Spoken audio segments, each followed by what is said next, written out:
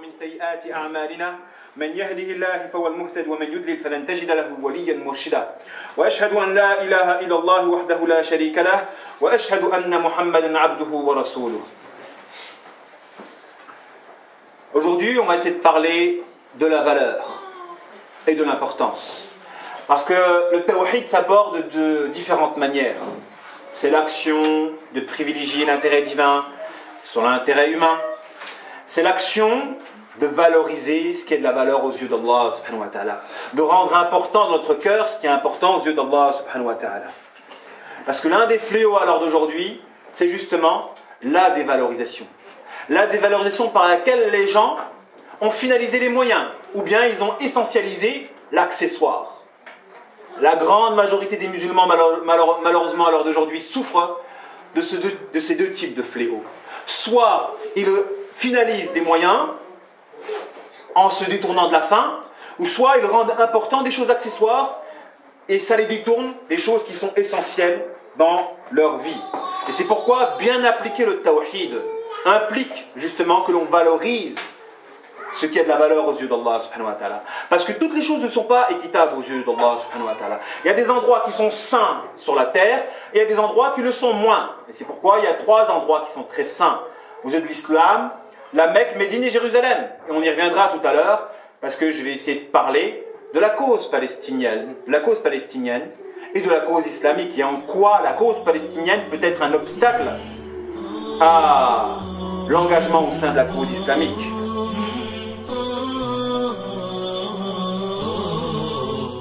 Ainsi, on a le devoir justement de lutter contre le fléau de la dévalorisation. Cette dévalorisation qui est le fruit de l'illusion dans laquelle nous sommes bercés. J'ai donné une conférence il y a 2 semaines sur l'illusion et le caractère holographique de la vie. Le fait que les gens se font avoir par des illusionnistes. Et il y a plein de types d'illusions. Et j'ai oublié de mentionner dans ce cours-là le fait que la musique, en soi, peut être un moyen de nous déconnecter de la réalité. Parce que si on étudie profondément et on analyse l'effet de la musique sur l'être, on verrait qu'elle génère une forme de déconnexion par rapport à la réalité. Les gens écoutent de la musique pour quitter la réalité. Lorsqu'ils écoutent de la musique, ils pensent à des choses qu'ils espèrent atteindre. Ils s'imaginent dans le bonheur qu'ils se sont construits par l'imagination. Une relation de béatitude avec un amant ou une copine, etc., etc. Par la musique, en réalité, on quitte le réel et on se projette dans un illusoire composé par la perfection que l'on se construit intérieurement, les objectifs que l'on se fixe. Et c'est pourquoi, après avoir écouté la musique, quand on stoppe justement la musique, on ressent une forme de tristesse, une tristesse liée justement à la déconnexion. La réalité vous rattrape.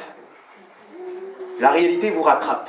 Et quand la réalité vous rattrape, justement, ça génère une petite tristesse. Et c'est pourquoi la musique en soi, elle fait partie des différentes catégories de l'illusion.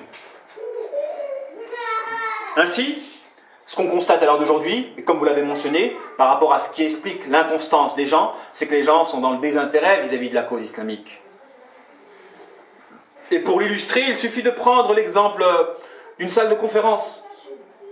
On parle aujourd'hui du développement personnel et d'une manière générale, tous les conférenciers, lorsqu'ils donnent des conférences ou des cours d'islam, où ils enseignent le Coran, les salles ne se remplissent pas, sauf pour les plus célèbres.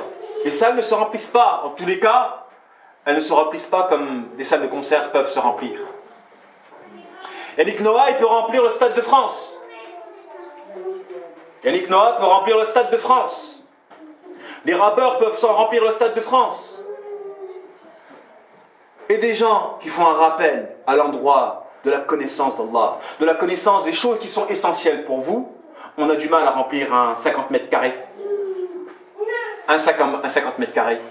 Ceci nous permet de comprendre le fait que l'on traverse une période dramatique, la période par laquelle nous vivons dans une illusion, cette illusion qui nous a poussé à dévaloriser les choses qui sont essentielles pour nous.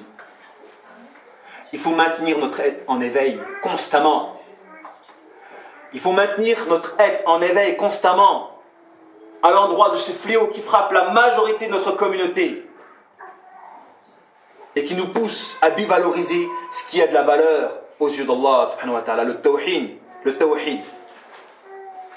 Parce que malheureusement, on a tendance à valoriser ce qui n'a, non seulement ce qui n'est pas spécialement bénéfique pour notre akhira, mais carrément ce qui nous est nuisible.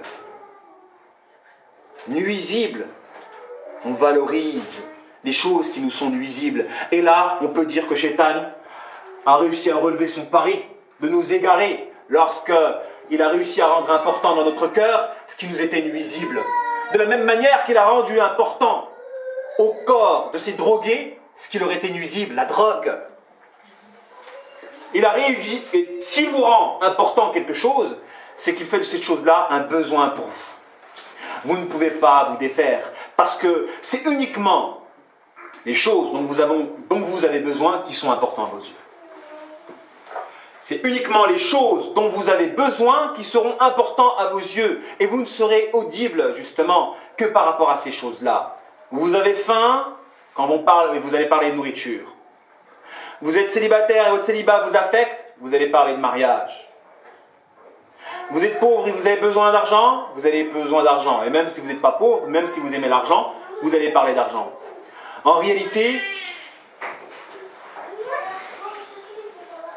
ce dont vous avez besoin, c'est ces choses-là qui auront de la valeur à vos yeux. Ce dont vous avez besoin, c'est uniquement ces choses-là qui vont avoir de la valeur à vos yeux. L'action de remédier à ce problème-là, c'est comment on rétablit l'ordre dans votre cœur. Parce que l'une des significations de « ilah », c'est la chose dont vous avez besoin. L'une des significations de « ilah », c'est la chose dont vous avez besoin. Parce que le « ilah », c'est la chose qui t'oriente, qui dirige tes agissements, qui dirige tes pensées. Et forcément, si elle dirige tes pensées et tes agissements, et que ces choses-là est un essentiel pour toi, parce que c'est par le tawhid de la rububiyya que tu pourras rendre Allah essentiel à tes yeux. Si c'est quelque chose d'essentiel qu'on a besoin, on a besoin des choses qui sont essentielles pour nous. Par contre, on n'a pas spécialement besoin des choses accessoires. Les choses accessoires, elles sont là que dans le cadre de la décoration, dans le supplémentaire, dans le surérogatoire. Mais les choses essentielles, on a vraiment besoin. Et en réalité, Allah subhanahu wa ta'ala est l'être essentiel par excellence, en dehors duquel tout le reste est vain et illusoire. Ala kulla shay ma khala Allahu batil. N'est-il pas vrai que tout ce qui est en dehors d'Allah est vain et illusoire?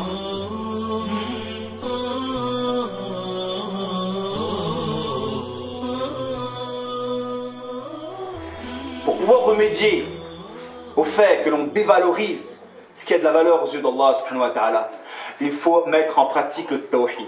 Un tawhid contemplatif par lequel on rend Allah subhanahu wa ta'ala vraiment essentiel à nos cœurs, afin que le discours coranique nous touche.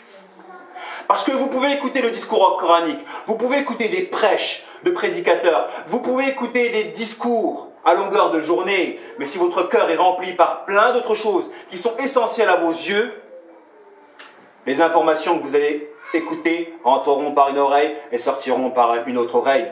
Et c'est dans cette situation-là que nous nous trouvons, malheureusement.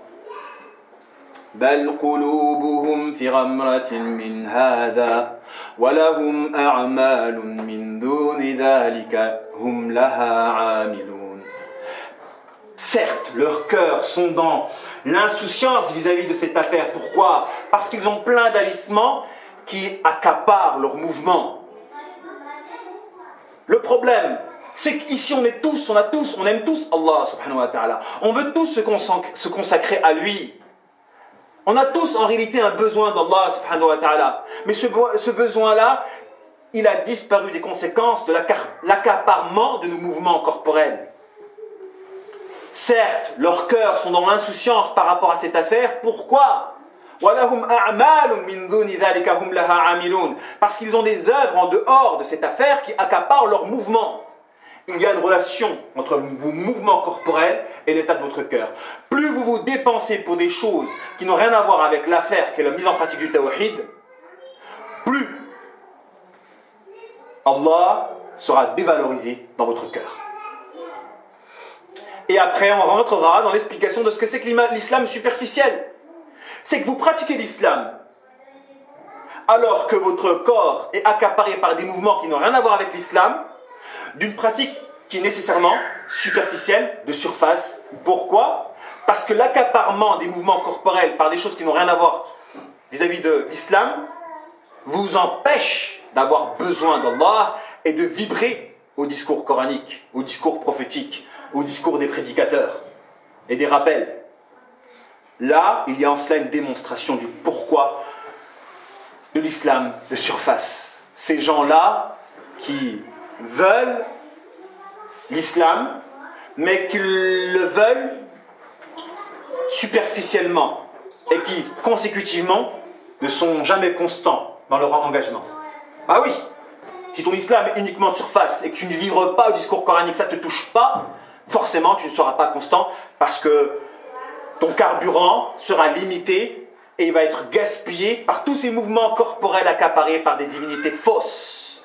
La ilaha illallah, la première étape. Si vous voulez revaloriser les choses qui ont vraiment de la valeur, la première des étapes, c'est de réaliser un tawhid contemplatif par lequel vous rendez Allah réellement essentiel dans votre cœur afin que vous ayez besoin. Et vous êtes les pauvres qui avaient tous besoin d'Allah subhanahu wa ta'ala. Allah, c'est ce qu'il dit dans le Coran. On est des pauvres, on est des besogneux. On doit être des pauvres. Malheureusement, on est des suffisants à l'heure d'aujourd'hui. Pourquoi? Parce qu'on n'invoque même pas notre Seigneur. On ne lève même pas la main pour exprimer nos besoins. On ne lève même pas nos mains pour exprimer nos besoins à l'endroit d'Allah subhanahu wa ta'ala. Comment pouvez-vous exprimer votre servitude, votre pauvreté, votre besoin? Vous êtes les pauvres qui avaient en réalité besoin d'Allah. Ça, c'est la réalité. Mais l'illusion que tu peux avoir de toi-même peut te pousser à croire que tu n'as pas besoin de ton Seigneur. Et la preuve qui justifie cela, c'est que tu n'invoques même pas ton Seigneur à l'endroit de tes besoins et tu essaies de les résoudre par des voies qui sont en dehors du kitab et de la sunna. Et tu courras derrière des mirages parce que tu penses trouver la solution en dehors du kitab et de la sunna. Ainsi, la première des étapes à faire pour pouvoir valoriser ce qui a de la valeur à nos yeux, c'est de pratiquer le tawhid contemplatif. Et c'est l'un des exercices que l'on va s'imposer et qu'il vous sera demandé de faire lors de votre rencontre derrière un repas convivial, samedi. De vous réunir à travers l'étude d'un attribut divin qui vous rendra essentiel Allah dans votre cœur. Allah subhanahu wa ta'ala doit être l'être essentiel dont vous devez vous défaire, dont vous ne devez pas vous défaire.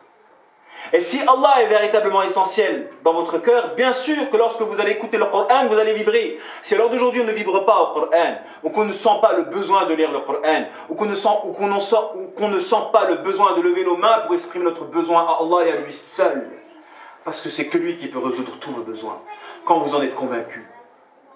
Si vous n'avez pas cette force-là, eh ben, sachez qu'elle est consécutive de votre méconnaissance d'Allah subhanahu wa ta'ala. Et quand vous méconnaissez Allah, parce que vous ne connaissez pas à travers ses attributs de perfection, vous allez vous imprégner de laideur. Les laideurs par lesquelles vous allez croire, vous allez penser vous suffire. Par vous-même, ou pensez qu'une créature peut vous suffire, indépendamment d'Allah. Et vous allez vous accrocher à ces créatures-là. Et vous allez vous accrocher à ces créatures-là. D'un accrochage par lequel vous vous détournez d'Allah subhanahu wa ta'ala. Parce que la pratique du tawhid implique que vous vous accrochez au divin. Accrocher, vous accrocher est l'une des significations de l'amour. L'alaqa. C'est l'une des manières dont on exprime l'amour. Vous accrochez à quelque chose. À lieu de s'accrocher à Allah, on s'est accroché à des créatures en pensant que ces créatures-là étaient capables de résoudre nos problèmes. Mais non. Il y a uniquement Allah qui peut résoudre vos problèmes. Et Allah n'est pas assez présent dans notre vie. On devrait tous, normalement, à l'écoute de son nom, faire frissonner nos corps, redresser nos poils, faire larmoyer nos yeux. Allah, c'est ce qui nous manque. On a besoin de remémorer, de nous rappeler celui qui est l'être essentiel en dehors duquel rien n'existe indépendamment de lui. Allah était, rien n'était avec lui. Quand on pense profondément à cela, quand on réalise un tawhid contemplatif par lequel on rend réellement Allah essentiel à notre cœur, ensuite on va exprimer notre besoin de lui, le besoin qui sera naturel. Parce que si vous connaissez Allah, votre besoin sera naturel. C'est pourquoi il y a deux tawhid. Le premier, c'est un tawhid contemplatif moyennant la connaissance, parce que lorsque vous connaissez votre Créateur, consécutivement, vous l'adorez. Parce que si Allah est essentiel, vous allez avoir besoin de lui. Et comment on exprime notre besoin de quelqu'un qui est essentiel? En réalisant sa volonté. Et c'est ça l'adoration. Réaliser la volonté de celui qui est essentiel pour nous, parce que si on ne réalise pas sa volonté, on le perd. De la même manière, il en va de même avec un copain ou une copine, un amant, un bien-aimé. Si vous ne réalisez pas sa volonté, vous le perdez, parce que vous perdez justement, vous écartez du fait de générer sa satisfaction. Si vous ne réalisez pas la satisfaction de celui que vous aimez, vous allez perdre cette personne-là. Parce que vous développez le lien en l'agréant, en le satisfaisant, en allant dans son sens. Et c'est pourquoi vous demandez auprès de cette personne-là quels sont ses goûts, quels sont ses penchants, afin de pouvoir les réaliser pour lui plaire. Donc, comment on cherche à gagner le cœur d'une personne? En cherchant à lui plaire, en cherchant à réaliser sa volonté par la connaissance de ses goûts, de ses penchants. Ah ben, il en va de même. Vous le réalisez bien avec un amant. Pourquoi vous n'en faites pas de même pour la divinité qui est réellement essentielle en dehors duquel tout n'est qu'illusion? Apprendre à connaître Allah, la première des étapes, jusqu'à ce que Allah devienne essentiel. Ensuite, vous allez exprimer avoir un besoin de lui. Mais, malheureusement, si votre cœur, au préalable, est rempli de plein de fausses divinités, il faudra faire sortir ces divinités qui rivalisent avec Allah subhanahu wa ta'ala. Ces divinités dont vous avez besoin. Et pour savoir, posez-vous les questions. Qu'est-ce qui est essentiel dans votre vie au point où vous ne pouvez pas vous défaire de ces choses-là? Qu'est-ce qui, en dehors d'Allah, quand vous vous rapprochez de ces choses-là, vous éprouvez un plaisir? Quand vous écartez de ces choses-là, vous éprouvez de la peine. Parce que quiconque, quand il se rapproche d'une chose, éprouve du plaisir, ou quand il s'en écarte, il éprouve de la peine. Et que cette chose-là n'est pas Allah, cette chose-là sera une drogue par laquelle il va s'écarter d'Allah. Une drogue. Et la drogue, elle n'est pas uniquement pas matérielle. Comme le shit, la cocaïne ou l'alcool, c'est pas uniquement ça. Elle peut être spirituelle. Comme un fait de dépendre de quelqu'un qui vous manipule. Comme ceux qui sont justement dominés par un pervers narcissique. Comme elle peut être aussi donc amoureuse, une drogue amoureuse quand vous êtes dépendant de quelqu'un qui vous détruit. Toute personne qui rend essentiel dans son cœur quelque chose qui n'est pas essentiel et qui n'est pas Allah subhanahu wa ta'ala. Et quand il se rapproche de cette chose-là, il sent bien. Et dès qu'il s'écarte, il se sent mal, il va souffrir de courir derrière un plaisir qu'il n'atteindra jamais. C'est le châtiment qu'Allah voue à celui qui a essentialisé un autre que lui. Le but aussi, justement, du développement personnel, c'est de vous défaire de ces différentes idoles qui vous rendent malheureuses et qui vous rendent malheureux. Et pour cela, vous devez valoriser Allah subhanahu wa ta'ala, le seul être essentiel. Et vous devez casser ces idoles-là qui sont dans vos cœurs et qui vous accaparent vos mouvements. Quelles sont ces idoles-là qui s'accaparent vos mouvements? Vous devez les briser. Et c'est pourquoi la deuxième étape pour pouvoir valoriser, c'est après le tawhid contemplatif, l'acte de sacrifice. Vous devez faire des sacrifices. Si vous ne faites pas de sacrifice, vous ne pourrez pas valoriser Allah subhanahu wa ta'ala. Le discours théorique, c'est pas suffisant. Le discours théorique, c'est pas suffisant. Après avoir rendu essentiel Allah dans votre cœur par la connaissance de ses noms et ses attributs, il faut, dans un second temps, sacrifier les choses qui sont susceptibles de rivaliser avec lui à l'endroit de l'échelle de l'importance. Quand vous dites Allahu Akbar, quand vous priez, vous dites Allah il est grand, pas spatialement, mais à l'endroit de l'échelle de l'importance. Allah est prioritaire sur tout. Allah passe avant tout. Allah a plus de valeur sur tout. Et croire en cela implique de mettre sa volonté avant tout. Et parfois sa volonté, elle se trouve dans le confort du prochain, Et qu'un authentique musulman, il devient réellement authentique lorsqu'il met aussi le confort de son prochain avant tout. La volonté divine avant tout, la volonté de son prochain avant tout. Et c'est comme ça que vous allez devenir un authentique musulman parachevé spirituellement. Celui qui met l'islam et qui se consacre corps et âme et financièrement pour cette cause-là jusqu'à ce que la mort l'atteigne, et celui qui se consacre justement au triomphe de la communauté musulmane, moyennant son effort à faire triompher la cause islamique. Parce que les deux sont liés.